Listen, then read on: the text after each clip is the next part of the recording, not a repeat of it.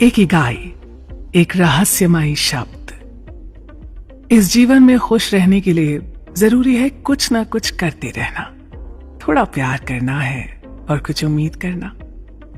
इस एक पंक्ति में ना पूरे जीवन का सार छुपा है। जी हाँ दोस्तों, हम में से कौन होगा जो एक लंबा, स्वस्थ और सुखी जीवन जीने की कल्पना नहीं करता, एक अच्छा जीवन साथी नहीं चाहता, दुख या बीमारी से बचाव नहीं चाहता, या अपने मन के सभी अरमानों, उम्मीदों और आकांक्षाओं को पूरा नहीं करना चाहता। कोई नहीं ना। हम सब इस धरती पर एक पूरा जीवन सुख और संतुष्टि की खोज में बिता देते हैं। आज हम ऐसी ही एक अनूठी और दुनिया भर में अत्यंत लोकप्रिय किताब पर चर्चा करेंगे, जिसने करोड़ों लोगों के जीवन पर एक सकारात्मक प्रभाव छोड़ा है। इस किताब का नाम है इकिगाई और इसे 2 लेखकों ने मिलकर लिखा है, जिनके नाम है हेक्टर गार्सिया और फ्रांसेस्क मोरालेस। नमस्कार, मैं हूं आपके साथ पल्लवी, और आइए चलते हैं जीवन की इस अबूझ पहेली को सुलझाने वाली इकिगाई की यात्रा पर। इकिगाई क्या है? जापानी में इकिगाई उन प्रतीकों को मिलाकर लिखा जाता है जिनका अर्थ है जीवन और सार्थक होना, और जो हमेशा व्यस्त रहने की खुशी के रूप में अनुवादित किया जाता है। यहाँ व्यस्त रहने के मायने एक पूर्ण जीवन जीने के अर्थ में कहे गए हैं। आपके अंदर एक जुनून है, एक अनूठी प्रतिभा है जो आपके दिनों को अर्थ देती है और आपको अंत तक अपना सर्वश्रेष्ठ साझा करने के लिए प्रेरित करती है। यदि आप नहीं जानते कि आपकी इकिगाई अभी तक क्या है, तो आपका मिशन इसे खोजना है। हमारी इकिगाई हम सभी के लिए अलग है, लेकिन एक चीज जो हमारे पास समान है वो ये है कि हम सभी अर्थ की खोज कर रहे हैं, है ना? जब हम अपने दिन को उस चीज से जुड़ा महसूस करते हुए बिताते हैं जो हमारे लिए सार्थक है, तो हम अधिक पूर्ण रूप से जीते हैं। जब हम कनेक्शन खो देते हैं तो हम निराशा महसूस करते हैं। हमारी इकिगाई हम में से प्रत्येक के अंदर गहराई से छुपी हुई है, और इसे खोजने के लिए हमें अपने अंदर, बहुत अंदर झांकने की जरूरत है। जापान के ओकिनावा, जिसे दुनिया में सबसे अधिक आयु वाले लोगों का द्वीप भी कहा जाता है, में पैदा हुए लोगों के अनुसार हमारी इकिगाई वो कारण है जिससे हम सुबह उठते हैं। एक बार जब आप अपनी इकिगाई की खोज कर लेते हैं ना, तो उसका पालन करना और हर दिन उसका पोषण करना आपके जीवन में अर्थ लाएगा। आपके जीवन में एक महत्वपूर्ण उद्देश्य हो या कई, लेकिन आपके पास एक इकिगाई है जिसे आप बहुत गंभीरता से नहीं लेते। वो आराम से रहने में और आप जो कुछ भी करते हैं उसका आनंद लेने में फर्क होता है। एक बात जो स्पष्ट रूप से परिभाषित इकिगाई वाले सभी लोगों में समान रूप से पाई जाती है, वो ये है कि वो ना अपने जुनून का पीछा करते हैं, चाहे कुछ भी हो जाए। इस मूलभूत संदर्भ के साथ यहाँ शुरुआत करना अविश्वसनीय रूप से महत्वपूर्ण है। मानव विकास की कई आध्यात्मिक परंपराएं और सिद्धांत इसी के किसी न किसी रूप में मिलते प्रतीत होते हैं। ऐसा लगता है कि जीवन का उद्देश्य खोजने और उद्देश्य बनाने का एक संयोजन है। आप जरूरी नहीं कि अपने जीवन के उद्देश्य को चुनते हैं, आप इसे ढूंढते हैं, लेकिन आप इसके साथ क्या करते हैं ये तो आप ही चुनते हैं। इसे देखने का एक और तरीका हो सकता है भाग्य और स्वतंत्र इच्छा एक साथ काम करना, यानी अपने भाग्य से प्यार करना और अपनी स्वतंत्र इच्छा से इसे सक्रिय रूप से चुनना। और फिर इसे देखने का एक और तरीका आंतरिक उद्देश्य और बाहरी उद्देश्य का एक साथ काम करना हो सकता है। अपने आंतरिक उद्देश्य यानी होने को अपने बाहरी उद्देश्य यानी करने के साथ संरेखित करना। हम अपने आगे आने वाले भागों में इकिगाई में बताए गए 10 नियमों की चर्चा करेंगे, जो इस प्रकार हैं। सक्रिय रहें, सेवानिवृत्त न हो, हर काम धीमी गति से करें, अपना पेट पूरी तरह न भरें, अपने आप को अच्छे दोस्तों के बीच रखें, अपने अगले जन्मदिन के लिए स्वस्थ बने, खुल के मुस्कुराएं, प्रकृति के साथ फिर से जुड़ें, कृतज्ञ बने और वर्तमान में जिएं। इस तरह आप भी अपनी इकिगाई का पालन करें। जापान के इन लोगों के शतायु जीवन का रहस्य आपके सामने उजागर करना और साथ ही आपको अपनी इकिगाई ढूंढने में मदद करना ही इस किताब का मूल मकसद है। क्योंकि जिन लोगों को भी इकिगाई मिला है ना, वो सभी लंबा और आनंदित जीवन जी रहे हैं। एक जापानी कहावत के अनुसार 100 वर्ष जीने की चाहत आप में तभी होगी जब आपका हर पल सक्रियता से भरा हो। हम इस मूल मंत्र पर हो रही बहुत ही सुंदर चर्चा को जारी रखेंगे। आप भी बनी रहें हमारे साथ।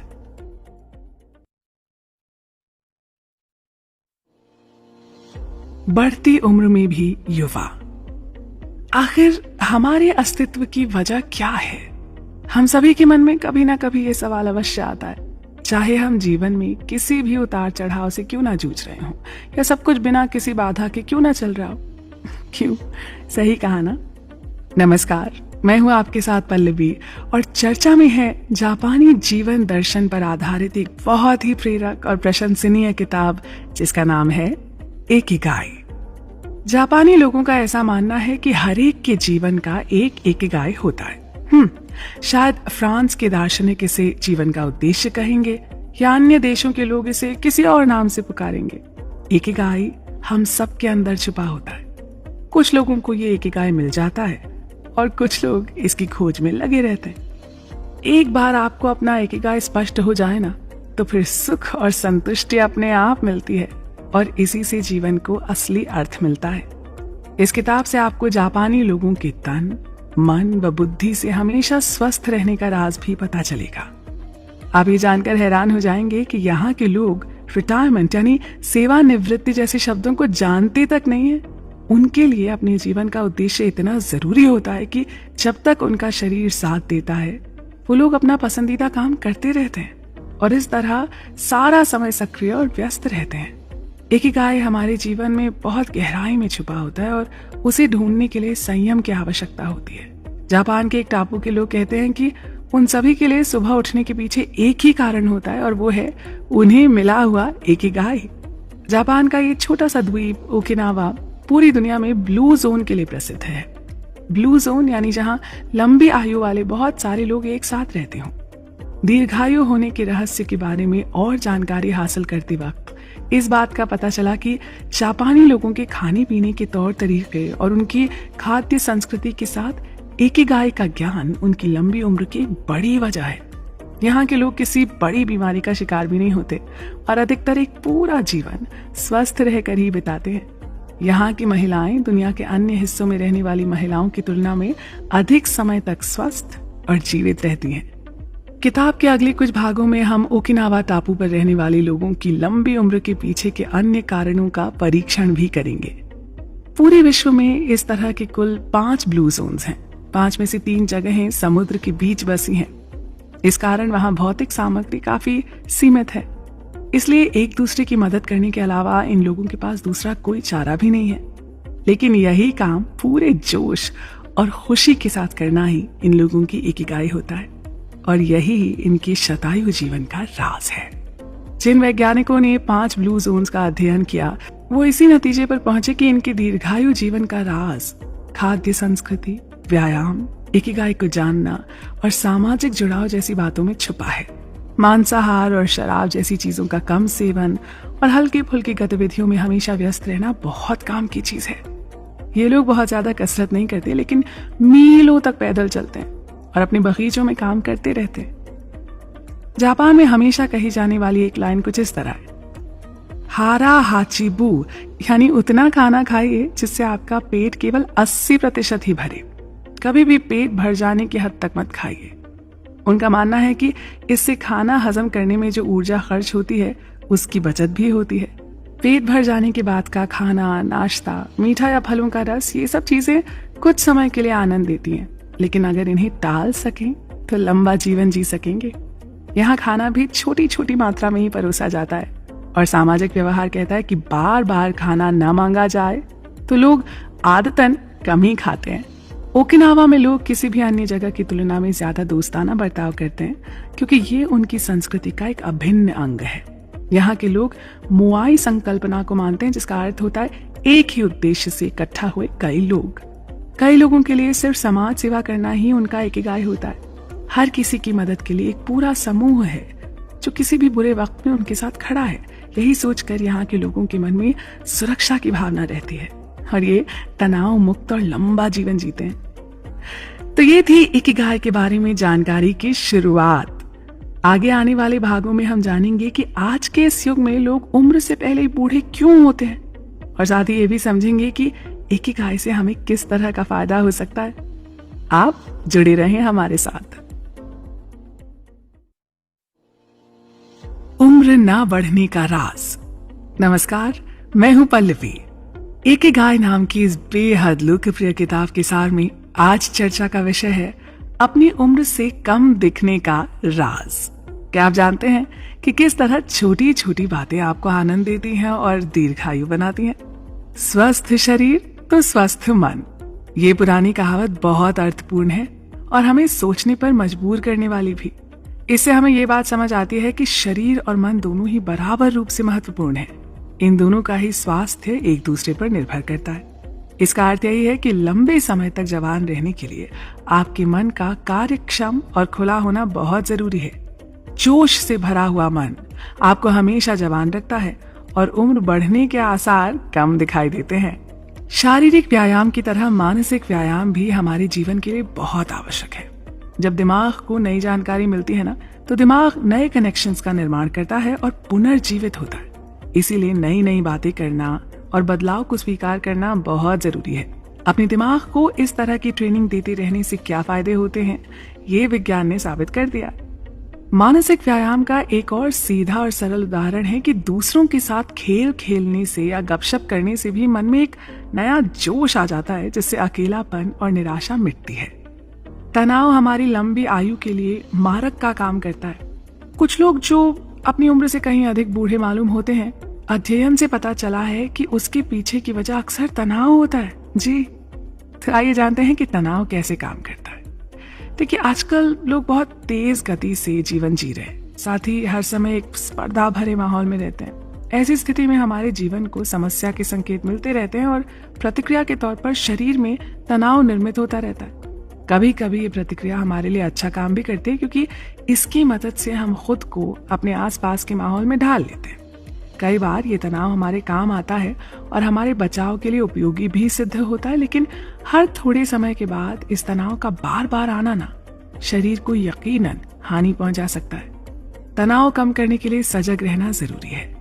हमें सताने वाले डर और चिंताएं चाहे असली हो या नकली, लेकिन उनसे जो तनाव पैदा होता है उसके परिणाम असली ही होते हैं। उस तनाव के हमारे मन और शरीर पर भी बुरे परिणाम होते हैं। इससे हमारी हजम करने की शक्ति और त्वचा से लेकर कई सारे अंगों पर बुरा असर पड़ता है। इसलिए समस्या आने से पहले ही हमें उसके उपाय खोजने होंगे। कई सारे लोगों ने इसके लिए माइंडफुल यानी सजग रहने की सलाह दी है। तनाव मुक्त होने के उपायों में सजग रहने को सबसे ज्यादा महत्व दिया गया है। सजगता की अवस्था तक पहुंचने का एक मार्ग है ध्यान यानी मेडिटेशन। ध्यान की मदद से हम इस विश्व से हमारी और आने वाली जानकारी को झान कर अपने मन में भेज सकते हैं। सांस से संबंधित व्यायाम और बॉडी स्कैन के माध्यम से भी हम इस लक्ष्य को हासिल कर सकते हैं। माइंडफुलनेस यानी सजगता को हम प्रशिक्षण के माध्यम से हासिल कर सकते हैं, और हर वो काम जिसे हम ध्यान को एकाग्र करके करते हैं ना, उससे हम तनाव पर यकीनन काबू पा सकते हैं। अच्छा, ये तो आप जानते हैं ना कि ज्यादा बैठे रहने से भी मोटापा चढ़ता है ना। पश्चिमी देशों में एक ही जगह बैठकर काम करने की संस्कृति बढ़ती जा रही है, जिससे हाई ब्लड प्रेशर और मोटापे जैसी बीमारियों का खतरा रहता है, और ये बीमारियां समय से पूर्व मृत्यु का कारण भी बन सकती हैं। एक जगह पर लगातार बैठने की आदत को बदलना उतना भी मुश्किल नहीं है।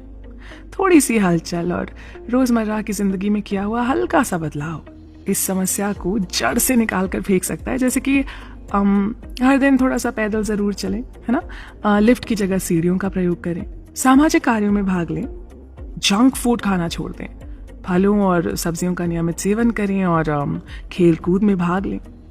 इन सबसे शरीर और मन दोनों को ऊर्जा मिलती है और साथ ही आत्मविश्वास भी बढ़ता है। लोगों की उम्र को पहचानने का सबसे सरल तरीका है उनकी त्वचा का हाल। हमारे शरीर के अंदर जो भी बदलाव होते हैं ना, वो त्वचा पे साफ नजर आते हैं। ऐसा कह सकते हैं कि हमारी त्वचा हमारे भीतर के सिस्टम का आईना होती है। विज्ञान ने यह भी साबित कर दिया है कि युवा रहने के लिए सबसे प्रभावी साधन है नींद। जी, जब हम सोते हैं तो हमारे शरीर में मेलाटोनिन हार्मोन्स तैयार होते हैं, जो युवा दिखने में हमारी सहायता करते हैं। हमारे मन में असामान्य शक्ति है। हमारा शरीर जवान दिखेगा या बूढ़ा, इस पर मन का ना बहुत प्रभाव पड़ता है। मन का कार्यरत होना और जोश से भरा होना जरूरी है। स्टोइक नजरिया यानी समस्या होते हुए भी चेहरे की हंसी नहीं खोने वाला इंसान हमेशा युवा दिखता है, और यही है इकिगाई का मुख्य तत्व। अगले भाग में चर्चा करेंगे दीर्घायु जीवन और जीवन के उद्देश्य के बीच जो गहरा रिश्ता है उसके बारे में। आप बने रहें हमारे साथ। लोगोथेरेपी से इकिगाई तक। जीवन कोई समस्या नहीं है जिसे हमें हर समय सुलझाना है। बस याद रखें कि जीवन का उद्देश्य है कुछ ऐसा करने में व्यस्त रहना जो आपको पसंद हो, और साथ ही ऐसे लोगों से घिरे रहना जो आपको प्यार करते हो। नमस्कार दोस्तों, मैं हूं आपके साथ पल्लवी, और इस ऑडियो समरी में प्रस्तुत है पूरी दुनिया को जीने का ढंग समझाती जापानी दर्शन पर आधारित किताब इकिगाई। इस किताब को स्पेन के 2 लेखकों ने मिलकर लिखा है, जिनके नाम हैं हेक्टर गार्सिया और फ्रांसेस्क मोरालेस। इन दोनों ने ही लेखन जगत में बहुत नाम और प्रसिद्धि हासिल की है। व्यक्तिगत विकास और दर्शन शास्त्र पर लिखी इनकी बहुत सी किताबें बेस्ट सेलर्स के रूप में उपलब्ध हैं। आज की इस कड़ी में चर्चा का विषय है लोगोथेरेपी से इकिगाई तक। अपने जीवन का उद्देश्य जानकर लंबी आयु तक जीने की कला। अब तक हमने जाना किस तरह जापान के एक छोटे से द्वीप के लोग दुनिया भर में सबसे अधिक आयु वाले समूह के रूप में जाने जाते हैं। उनके इस जीवन दर्शन का कारण है अच्छा खान पान, रहन सहन और इकिगाई यानी जीने का उद्देश्य। आखिर लोगोथेरेपी किसे कहते हैं? ये मानसिक उपचार का एक ऐसा तरीका है जिसमें पीड़ित सीधे बैठकर अपने थेरेपिस्ट के कुछ ऐसे सवालों के जवाब देता है जिन्हें सुनना आमतौर पर बहुत मुश्किल होता है। जैसे किसी मरीज की आंखों में आंखें डालकर ये पूछना कि उसने अभी तक आत्महत्या क्यों नहीं की। इस सवाल के जवाब में अक्सर उस मरीज को अपने जीने की कोई अच्छी वजह मिल ही जाती है, और वो फिर उसी उद्देश्य के साथ अपनी आगे की यात्रा शुरू करता है। ऐसे में लोगोथेरेपी ने क्या किया?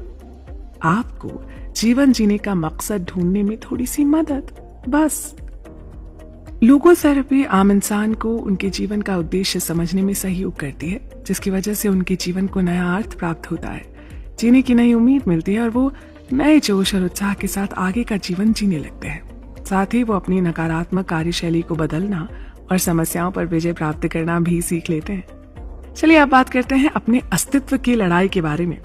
देखिए, जब भी हमारे जीवन में कोई उद्देश्य नहीं होता या वो धुंधला सा होता है, तो हमें अपने अस्तित्व के बारे में भी निराशा महसूस होने लगती है। ये कोई साधारण निराशा नहीं है। इस निराशा में भी एक ऊर्जा होती है जो नव निर्माण का कारण बनती है। इसलिए इस निराशा को भी एक सकारात्मक भावना के रूप में लेना चाहिए। बाकी थेरेपीज की तरह लोगोथेरेपी इस निराशा को मानसिक बीमारी भी नहीं समझती, बल्कि उसे एक आध्यात्मिक खोज की तरह देखती है। ये एक कुदरती प्रक्रिया है जिसमें लोग खुद से या किसी और की मदद से अपने अस्तित्व की खोज करने में सफल होते हैं। इसकी मदद से वो एक नई संतुष्टि की अनुभूति पाते हैं और अपने जीवन का अंतिम लक्ष्य पाने की यात्रा करते हैं। हमने आज तक क्या हासिल किया है और आगे क्या हासिल करना है, इसके बीच जो अंतर होता है ना, वही हमारे अंदर तनाव का निर्माण करता है। कई बार यही तनाव हमारे अच्छे स्वास्थ्य का कारण बनता है। जब हमें अपने जीवन में कोई चीज हासिल करनी होती है तो हम आराम तलब या सुस्त जीवन जीना पसंद नहीं करते, उल्टा हम चुनौतियों से भरा जीवन पसंद करते हैं, है ना? इसके विरुद्ध आज के आधुनिक समाज में लोग वो नहीं करते जो उन्हें करना अच्छा लगता है, बल्कि वो करते हैं जो उन्हें बताया जाता है। खुद की पसंद का काम छोड़कर बाकी लोग जो काम कर रहे हो ना, उसे ही करने का दिखावा करते हैं, या सिर्फ आर्थिक आजादी पाने के लिए इस भागदौड़ में अपने मन के खिलाफ काम करने को तैयार हो जाते हैं। और फिर कभी ना कभी ये आंतरिक लड़ाई इतने बड़े पैमाने पर पहुंच जाती है कि उनके मन में आत्महत्या करने तक के विचार आने लगते हैं। संडे न्यूरोसिस इसी का एक प्रकार है। छुट्टी का दिन होने के कारण अक्सर लोगों के पास कोई व्यवसाय या दूसरा काम नहीं होता, और इस वजह से उन्हें सुबह उठने का उद्देश्य भी नहीं मिलता। उन्हें अपने अंदर एक खालीपन सा महसूस होता है, और आज उठकर क्या करना है का जवाब खुद ही ढूंढना पड़ता है। जब वो आज का दिन खुशी से कैसे बिताएं जैसे सवालों के जवाबों की खोज करते हैं ना, तो असल में वो लोग इकिगाई की खोज करने में लगते हैं, समझे? लोगोथेरेपी के अनुसार जब भी कभी इंसान को उसके जीवन का उद्देश्य प्राप्त होता है, तो वो अपने अस्तित्व की लड़ाई जीत लेता है। अपने उद्देश्य को कृति में बदलकर एक अलग ही संतुष्टि मिलती है, और किसी तरह का भी अफसोस नहीं होता। हम लोग जो अक्सर अपने अंदर एक खालीपन महसूस करते हैं ना, वो इसीलिए क्योंकि अपने उद्देश्य को ढूंढ पाने और अपने मन की लड़ाई को जीतने में हम सक्षम नहीं हो पाते। इस चर्चा के अगले भाग में हम लोगो थेरेपी और मोरिता थेरेपी और इनसे जुड़ी इकिगाई के बारे में बातें करेंगे। आप कहीं मत जाइएगा, बने रहें हमारे साथ। मोरिता थेरेपी के सिद्धांत। हमारी इकिगाई हम सभी के लिए अलग है, लेकिन हमारे पास एक चीज समान है कि हम सभी अपने जीवन का अर्थ खोज रहे हैं। जी हाँ दोस्तों, हेक्टर गार्सिया की इस बात से कौन सहमत नहीं होगा। ये समय बहुमूल्य है और हमें इन बहुमूल्य पलों को बेकार नहीं गंवाना है। आज की कड़ी में बात करते हैं मोरिता थेरेपी की। जीवन दर्शन पर आधारित इस अनोखे इलाज के तरीके ने जापान पर एक अनोखी छाप छोड़ी है। नमस्कार, मैं हूं आपके साथ पल्लवी। तो जिस दशक में लोगो थेरेपी की खोज हुई थी, लगभग उसी दशक में जापान के शोमा मोरिता ने भी जीवन उद्देश्य के आधार पर एक थेरेपी को विकसित किया था, जिसका उपयोग न्यूरोसिस, ओसीडी और सर्जरी के बाद होने वाली निराशा से लड़ने के लिए किया जाता है। एक मनोचिकित्सक होने के साथ साथ मोरिता ज़ेन बुद्धिस्ट भी थे और विज्ञान, दर्शन और आध्यात्म से मिले अपने ज्ञान को समाज कल्याण में लगाने के इच्छुक भी। मानसिक उपचार के ज्यादातर तरीकों में इंसान की भावनाओं पर काम किया जाता है। उन्हें अपनी भावनाओं पर काबू रखने की सलाह दी जाती है, जबकि मोरिता थेरेपी में अपनी भावनाओं को स्वीकार करने के साथ साथ उनका नव निर्माण करना भी सिखाया जाता है।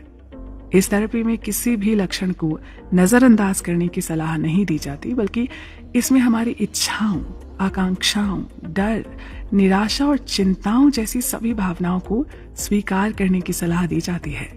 इस थेरेपी के मूल सिद्धांत इस प्रकार हैं। 1. अपनी भावनाओं को स्वीकार करें। जब आपको किसी काम के बारे में सनक भरे विचार आ रहे हों तो उन्हें रोकने की या उनसे भागने की कोशिश न करें। हम कोई भावना गढ़ नहीं सकते, वो तो अपने आप निर्मित होती है। किसी मौसम की तरह उन्हें बदलते हुए देखें और पूरे मन से स्वीकार करें। 2. जो कर रहे हों वही करें। लक्षणों को नजरअंदाज किए बगैर अपना काम करते रहें।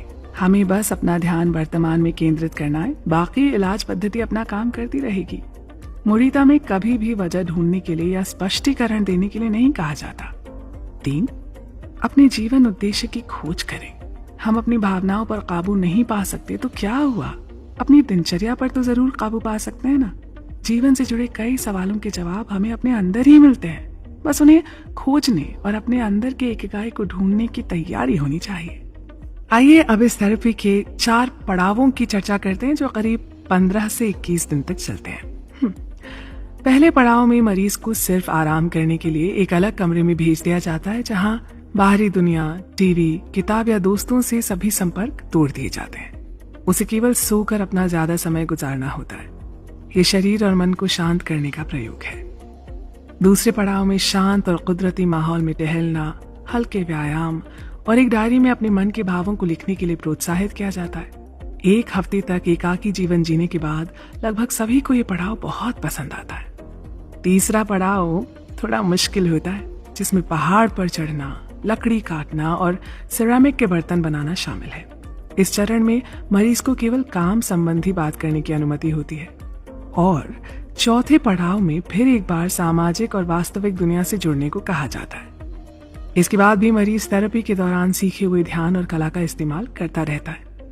इस पूरी प्रक्रिया का एक ही मकसद होता है, दुनिया को एक नया और ऐसा विकसित इंसान देना जिसके पास उसके जीवन का प्रेरक उद्देश्य हो। और अब बात करते हैं इकिगाई की। लोगो थेरेपी और मोरिता थेरेपी दोनों ही आप अपने अनुभव से प्राप्त कर सकते हैं। इसके लिए किसी मार्गदर्शक या आध्यात्मिक शिविर की जरूरत नहीं है। इकिगाई आपके अस्तित्व की लड़ाई है। अगर एक बार आप इसे जीत लेते हैं और अपना इकिगाई समझ लेते हैं, फिर आपको साहस के साथ इस रास्ते पर चलने से कोई नहीं रोक सकता। इस रास्ते पर चलने के लिए लगने वाले मूलभूत साधनों की जानकारी पर भी हम विस्तार से चर्चा करेंगे। आपने जिस कार्य का चुनाव किया है उसके प्रति आपके मन में आस्था हो, आपका आहार सही हो, आप कम मात्रा में सही लेकिन रोज व्यायाम करते हो, बस इतना ही जरूरी है। कठिन परिस्थितियों में भी हार न मानकर उनका सामना करने के लिए अगर आप तैयार हो तो आपके लिए इस दुनिया में परिवर्तन और विकास के कई मौके आएंगे, जो आपको अपने लक्ष्य तक ले जाएंगे। अब आप बताइए, आपको जिस काम को करने की प्रेरणा मिलती है, क्या आप खुद को उस काम में पूरी तरह से झोंकने को तैयार हैं? हम इस विषय पर बात करते रहेंगे। आप कहीं मत जाइएगा, जुड़े रहें हमारे साथ। प्रवाह की खोज। हम जैसा हमेशा करते हैं ना, वैसे बनते हैं। तो उत्कृष्टता हमारे लिए कोई कार्य नहीं बल्कि एक आदत है। महान दार्शनिक अरस्तु ने कितना सही कहा है ना? नमस्कार दोस्तों, मैं हूं आपके साथ पल्लवी और हमारी चर्चा का विषय है जापानी जीवन दर्शन को बहुत ही खूबी से समझाती पूरी दुनिया में प्रसिद्ध किताब इकिगाई। दोस्तों, इस किताब को लिखा है हेक्टर गार्सिया और फ्रांसिस्क मोरालेस की जोड़ी ने, जो स्पेन के रहने वाले हैं। ये किताब सबसे पहले स्पेनिश भाषा में लिखी गई थी, बाद में इसका अनेक भाषाओं में अनुवाद किया गया। तो आज के इस भाग में बात करेंगे कि हमें किस तरह जीवन प्रवाह के साथ बहते हुए अपने काम और खाली समय का इस्तेमाल अपने विकास के लिए करना चाहिए। अंग्रेजी में ना अक्सर कहा जाता है गो विद द फ्लो, सुना है ना आपने? यानी प्रवाह के साथ जाएं। ऐसा सोचिए कि आप अपनी मनपसंद जगह पर आइस स्केटिंग कर रहे हैं, आपके दोनों ओर सफेद बर्फ उड़ रही है, माहौल में मस्ती है और आपको बहुत मजा आ रहा है। ऐसे में सब दुनिया भुलाकर अपना ध्यान केवल अपना संतुलन बनाते हुए स्केटिंग करने में होता है। आप अच्छी तरह से जानते हैं कि उस पल आपको एकदम केंद्रित रहते हुए क्या करना है। उस समय ना अतीत की चिंता होती है, ना आने वाले कल की परवाह। ऐसे में ना आपके लिए स्केटिंग की वो क्रिया और सजगता की वो अनुभूति तीन अलग अलग रूप न लेकर एक हो जाते हैं। जब आप उस अनुभव में पूरी तरह डूब जाते हैं तो कोई दूसरा ख्याल आपको आता ही नहीं। आपकी ईगो खत्म हो जाती है और उस काम के साथ आप एक रूप हो जाते हैं, और इसे ही कहते हैं प्रवाह के साथ जाना। हम में से सभी ने कभी ना कभी इस एक रूपता का अनुभव जरूर किया होगा। जब हम अपने पसंद का काम करते हैं ना, तो हमें सेंस और टाइम दोनों का ही एहसास नहीं होता। किताब पढ़ने के शौकीन खाना पीना भूलकर समय की परवाह के बिना घंटों तक किताबों में तल्लीन रहते हैं। ऐसे ही खाना पकाने के शौकीन लोग सर्दी गर्मी की फिक्र किए बिना एक लंबा समय रसोई घर में बिता देते हैं। और इसके उलट जब भी हम कुछ ऐसा करते हैं जो हमें पसंद नहीं, तो भाई समय बीतता ही नहीं, हम घड़ी की तरफ देखते रह जाते हैं। ना तो जी काम आगे बढ़ता है और ना ही घड़ी की सुई। इसमें एक और मजेदार बात यह भी है कि जो काम किसी एक को पसंद आता है ना, वो किसी दूसरे को तकलीफ देह लग सकता है। ऐसा कौन सा काम है जिसे करते वक्त आप सबसे ज्यादा खुश होते हैं और समय को भूलकर उसे करने में डूब जाते हैं, अपनी सभी समस्याओं को भूल जाते हैं? इस सवाल का जवाब ढूंढना ही इकिगाई की खोज है। समझे? प्रवाह यानी फ्लो का मतलब ऐसी अवस्था है जिसमें हम आनंदित, उत्साहित और सृजनशील जीवन जीते हैं और तन मन खोकर उस काम में जुट जाते हैं। जैसे अपने इकिगाई के अनुरूप जीवन जीते हुए खुशी पाने का कोई जादुई सूत्र नहीं है, उसी प्रकार से प्रवाह में जाने के लिए भी कोई विधि नहीं है। उस अवस्था में पहुंचने और उसी में रहने के लिए सर्वोत्कृष्ट अनुभव की आवश्यकता होती है। इस अनुभव को पाने के लिए हमें अपने आप को ऐसे कामों में व्यस्त करना चाहिए जो हमें इस अनुभव के पास जाने में मदद कर सके। बिना वजह पेट भरकर खाने, ड्रग्स और शराब का सेवन करने और टीवी के सामने बैठकर क्षणिक और नकली आनंद लेने के बजाय हमें उच्च स्तरीय और स्थायी आनंद की खोज करनी चाहिए। सिर्फ सृजनात्मक काम करने वाले लोग ही इस अवस्था में नहीं जीते, बल्कि बहुत सारे खिलाड़ी, एथलीट्स, शतरंज खेलने वाले और इंजीनियर भी अपना काफी समय इस अवस्था में बिताते हैं। शतरंज के खिलाड़ी अपनी अगली चाल सोचते समय, गणितज्ञ कोई सूत्र खोजते समय और डॉक्टर ऑपरेशन करते समय अक्सर इसी अवस्था में चले जाते हैं। कई सारे प्रयोगों के बाद ये नतीजा निकला है कि प्रवाह की अवस्था हर उम्र, संस्कृति और जगह के लोगों के लिए एक जैसी होती है, भले ही वो दुनिया के किसी भी कोने में रहते हो, न्यूयॉर्क हो या फिर ओकिनावा। सभी की प्रवाह की अवस्था एक जैसी होती है। लेकिन जब हम उस अवस्था में जाते हैं तो हमारे मन पर उसका क्या परिणाम होता है? ऐसे में हम उस कार्य में पूरी तरह डूब जाते हैं और हमारे मन में कोई और विचार नहीं होता। लेकिन जब हम प्रवाह में नहीं होते हैं तो चाहे हम कोई भी काम कर रहे हो, पर हमारा मन दूसरे विचारों में उलझा रहता है। अगर कोई महत्वपूर्ण कार्य करते वक्त आपको भी ऐसा महसूस होता हो कि आपकी एकाग्रता अक्सर भंग होती है, तो आप हमारे आने वाले भागों में इस ऑडियो बुक समरी को सुनते रहें, जिनमें हम कुछ ऐसे उपायों पर चर्चा करेंगे जो आपको प्रवाह में आने में मदद करेंगे। ये चर्चा अभी दूर तक चलने वाली है। आप भी चलते रहें हमारे साथ। Go with the flow.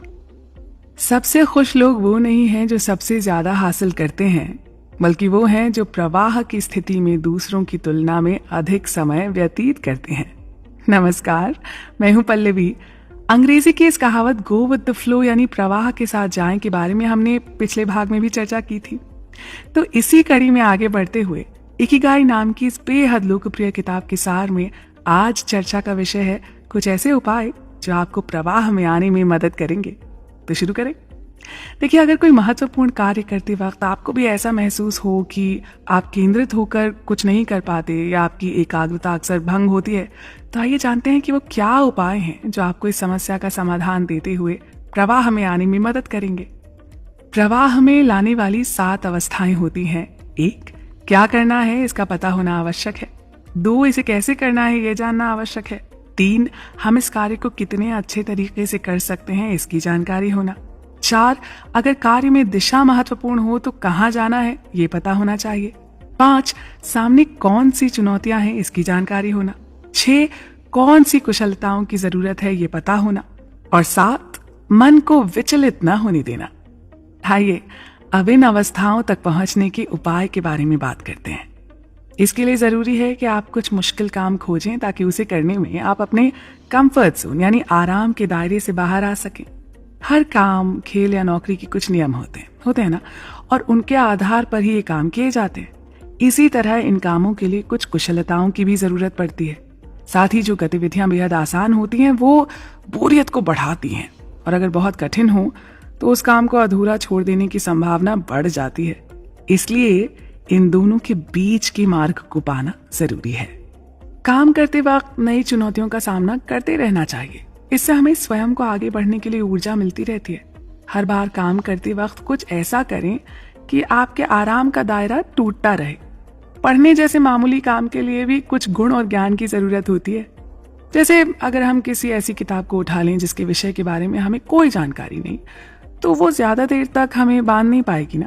वहीं अगर हम अपनी रुचि और क्षमता के हिसाब से कोई किताब पढ़ेंगे तो हमें आनंद भी आएगा और हमारी बुद्धि को भी गति मिलेगी। यह आनंद और प्रवाह इस बात की पुष्टि करता है कि हम सही मार्ग पर हैं और अपने इकिगाई के हिसाब से काम कर रहे हैं। इसके साथ ही अपने लिए स्पष्ट और पक्का लक्ष्य तय करें। नियंत्रण के साथ खेले जाने वाले खेल जैसे वीडियो गेम्स, बोर्ड गेम्स वगैरह नियमों की मदद से खेले जाते हैं, इसलिए इन खेलों में प्रवाह पाने की संभावना ज्यादा होती है। तय किए गए नियमों के हिसाब से खेलने के कारण अपने सामने वाले को हराना ही इन खेलों का मकसद होता है। साथ ही अपने ही रिकॉर्ड्स तोड़ना भी एक लक्ष्य हो सकता है। काश जीवन के लक्ष्य भी इतने ही स्पष्ट हो पाते। एक बड़ी कंपनी में हुए सर्वे के अनुसार अक्सर कर्मचारियों को ये शिकायत होती थी कि उनके बॉस उन्हें ठीक ढंग से काम नहीं समझाते। इससे उन्हें पता ही नहीं चलता था कि उन्हें करना क्या है। ये अफसर बड़ी बड़ी प्लानिंग और रणनीति तो बना लेते हैं, पर आपके सामने कोई स्पष्ट और पक्का लक्ष्य नहीं रखते। किसी भी दिशा में आगे बढ़ने के लिए सिर्फ नक्शा ही नहीं, कंपास भी होना चाहिए, है ना। किसी कारोबार या कोई सृजनात्मक काम करते वक्त ये पता होना जरूरी होता है कि उस काम से हमें क्या हासिल करना है। प्रवाह हासिल करने के लिए काम शुरू करने से पहले स्पष्ट लक्ष्य का होना जितना आवश्यक है उतना ही जरूरी है काम में अपने आप को झोंक देना। एक ही लक्ष्य पर ध्यान केंद्रित करें। आज की तकनीक की वजह से हम एक बड़ी समस्या का सामना कर रहे हैं और वो है हमारा विचलित मन, जिसके कारण हम किसी एक कार्य पर ध्यान केंद्रित नहीं कर पाते। ईमेल लिखते लिखते फोन को देखना या सोशल मीडिया पर नजर घुमाना या साइड में यूट्यूब पर कोई वीडियो देखना या पॉपअप मैसेजेस के जवाब देना, इन सब के बीच ईमेल लिखने का काम बीच में ही रह जाता है। हुआ है ना हम सबके साथ।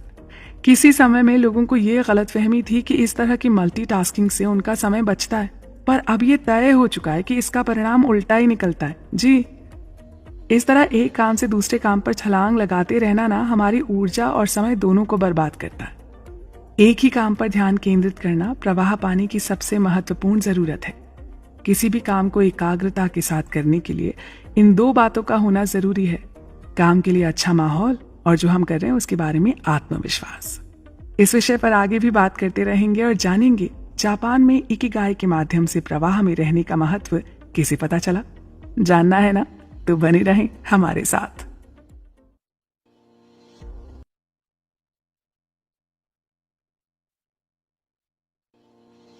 इकिगाई के लिए प्रवाह।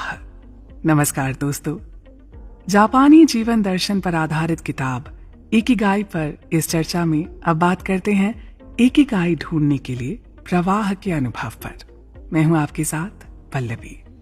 Swedish council for working life and social research नामक एक संस्था ने एक सर्वे किया जिसमें उन्होंने 20 से 24 साल के युवाओं का अध्ययन करके ये पता लगाया कि जो लोग स्मार्टफोन्स के आदी होते हैं वो बहुत कम नींद ले पाते हैं, अपने साथ के लोगों से कम घुल मिल पाते हैं और उनमें अवसाद के लक्षण स्पष्ट दिखाई देते हैं।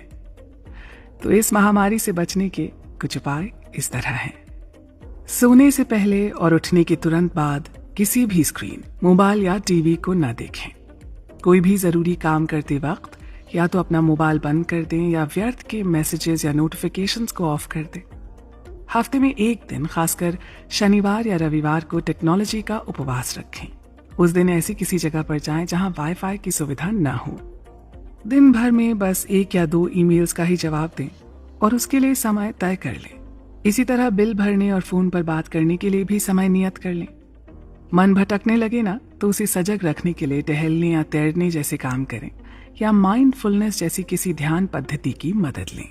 जापान में कलाकार, इंजीनियर, शोधकर्ता और ओताकुस यानी जापानी कार्टून एनिमे में दिलचस्पी रखने वाले, इन सभी को इकिगाई के माध्यम से प्रवाह में रहने का महत्व पता चला है।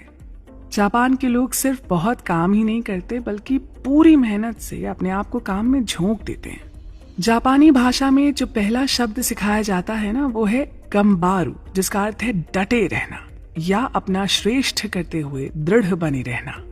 जापान के लोग छोटे से छोटा काम भी बहुत मन से करते हैं, पूरे मन से। रिटायर होने के बाद भी खेतों में काम करते हैं, छुट्टी के दिन भी दुकानों में सामान बेचते हैं। उन सभी के अंदर काम के प्रति आस्था नजर आती है। इस देश ने टेक्नोलॉजी के क्षेत्र में असाधारण विकास किया है, वहीं दूसरी ओर हस्तकला और अपनी संस्कृति को भी बहुत संभाल कर रखा हुआ है। प्रवाह में आने के लिए एकांतवास भी बहुत उपयोगी है।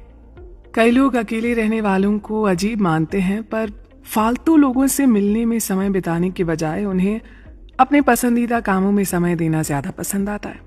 प्रख्यात उपन्यासकार हारुकी मुराकामी इसकी एक मिसाल है। वो बहुत कम लोगों से मिलते थे। ये ऐसे लोग हैं जो प्रवाह में रहकर अपने जीवन का साधारण इस्तेमाल करते हैं। प्रशिक्षण के माध्यम से हम प्रवाह की अवस्था में जल्दी पहुंच सकते हैं और ध्यान मन को प्रशिक्षित करने का सबसे प्रभावी माध्यम है।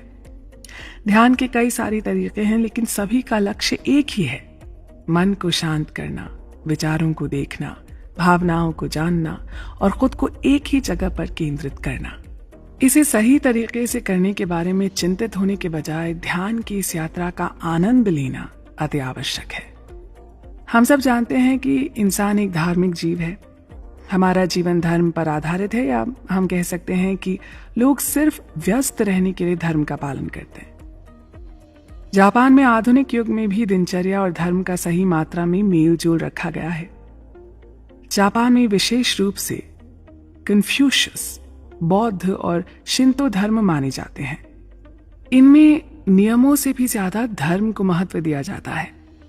यहाँ व्यापार करते समय अंतिम नतीजों के बजाय प्रक्रिया, तरीकों और आप उस काम को कैसे करते हैं, इन बातों पर ज्यादा महत्व दिया जाता है। ऐसा करना अर्थव्यवस्था के लिए अच्छा है या नहीं, इस बात से कोई फर्क नहीं पड़ता। धार्मिक रिवाज हमें साधारण नियम और आसान सा मकसद दिखाते हैं, जिसकी वजह से हमें प्रवाह में जाने में मदद मिलती है। एकदम बड़ा लक्ष्य हो तो उसे हासिल करना असंभव लग सकता है, लेकिन धर्म से हमें कदम कदम पर मार्गदर्शन मिलता रहता है और लक्ष्य पाने का प्रशिक्षण भी। जब भी आपका लक्ष्य बड़ा हो तो उसे टुकड़ों में विभाजित करें और फिर एक एक टुकड़े पर विजय हासिल करें। नतीजे की चिंता करना छोड़ दें, इससे आप अपने आप पर सकारात्मक परिणाम ला पाएंगे। आनंद काम में होना चाहिए, नतीजे में नहीं। जो लोग बहुत अधिक चीजें हासिल कर लेते हैं ना, वो आनंदित नहीं होते, बल्कि जो लोग ज्यादा समय प्रवाह की स्थिति में होते हैं वो ज्यादा खुश रहते हैं। अपना इकिगाई ढूंढने के लिए प्रवाह का इस्तेमाल करें। उन सभी कामों को एक कागज पर लिख लें जिन्हें करते वक्त आप प्रवाह में जाते हैं। वो कौन सी गतिविधियां हैं जो आपको सबसे ज्यादा पसंद हैं? क्या आप उन्हें अकेले करना पसंद करते हैं या किसी टीम के साथ? आपको शारीरिक परिश्रम वाले काम ज्यादा पसंद है या सोचने वाले काम? हो सकता है इन सवालों में आपको अपना इकिगाई मिल जाए और जीवन को चलने का एक नया रास्ता मिल जाए। अगर ऐसा नहीं होता तो आप अपनी खोज जारी रखें। प्रवाह रहस्यमयी है, आप उसका अनुभव करके अपने इकिगाई के नजदीक पहुंच सकते हैं। तो जीवन दर्शन पर हमारी ये चर्चा चलती रहेगी, आप भी बने रहें हमारे साथ।